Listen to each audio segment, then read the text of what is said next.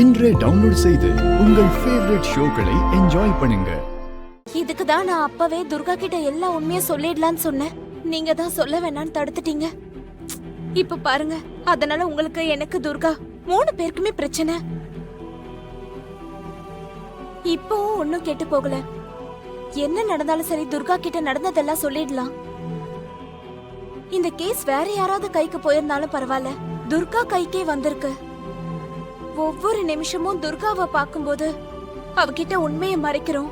நேர்மையா இல்லங்கிற குற்ற உணர்ச்சி மனசுல ரொம்ப உறுத்திக்கிட்டே இருக்கு. துர்கா முகத்தை பார்த்து கூட என்னால பேசவே முடியல. இங்க பாருங்க, உங்க சிச்சுவேஷன் எனக்கு நல்லாவே புரியுது குந்தவை. அதே சமயம் நானும் துர்காவுக்கு உண்மையா இருக்க முடியலையேங்கிற கில்ட்டியில தான் இருக்கேன். நீங்க கொஞ்சம் பிராக்டிகலா யோசிச்சு பாருங்க. இறந்து போனது மினிஸ்டரோட மகன். அவனோட சாவுக்கு நீங்களோ நானோ காரணமே இல்லை.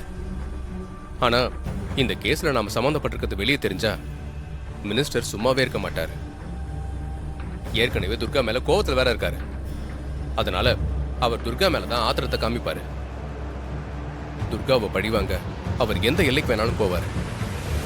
அது மட்டும் இல்ல, இந்த விஷயம் வெளியே தெரிஞ்சா உங்க கல்யாண வாழ்க்கையே பாதிக்கப்படும். அதனால முதல்ல உங்க கல்யாணம் நல்லபடியா முடியட்டும்.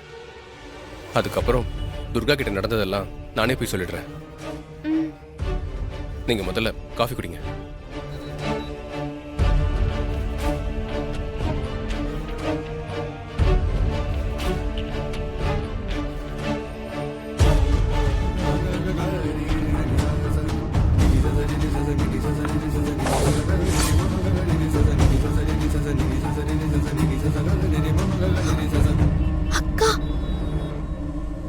சம்பவம் நடந்த இடத்துல கிடைச்ச கைரேகை குந்தவை அக்காவுதா?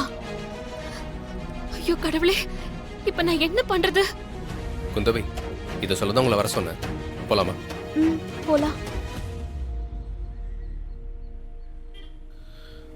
குந்தவை, ஒரு நிமிஷம்.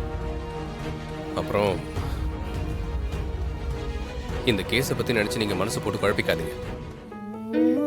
சந்தோஷமா உங்க கல்யாண விஷயத்துல மட்டும் கவனம் செலுத்துங்க. கேஸை பத்தி நான் பாத்துக்கிறேன். ஓகே?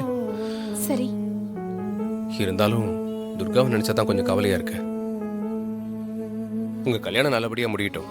துர்கா கிட்ட எல்லா விஷயத்தையும் நான் சொல்லிக்கிறேன். ஆமா, நீங்க மாப்பிள்ளை கிட்ட போன் பண்ணி பேசுனீங்களா? இல்ல. அப்படிலாம் இருக்காதீங்க, நீங்க போன் பண்ணி பேசுங்க. ஒரு கல்யாண பொண்ணு மாதிரி நடந்துக்கோங்க. சரி, வாங்க, உங்களை டிராப் பண்றேன்.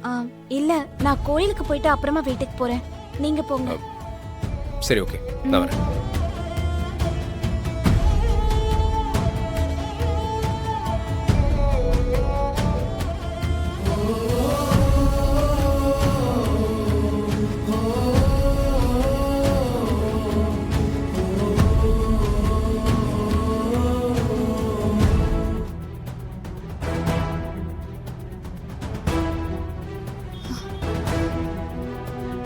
மினிஸ்டர் மகன் கொலை கேஸ்ல சூர்யாவும் அக்காவும் எப்படி இன்வால்வ் ஆனாங்க? இவங்களுக்கும் மினிஸ்டர் மகனுக்கும் என்ன சம்பந்தம்? ஐயோ, ஒண்ணுமே புரியலையே.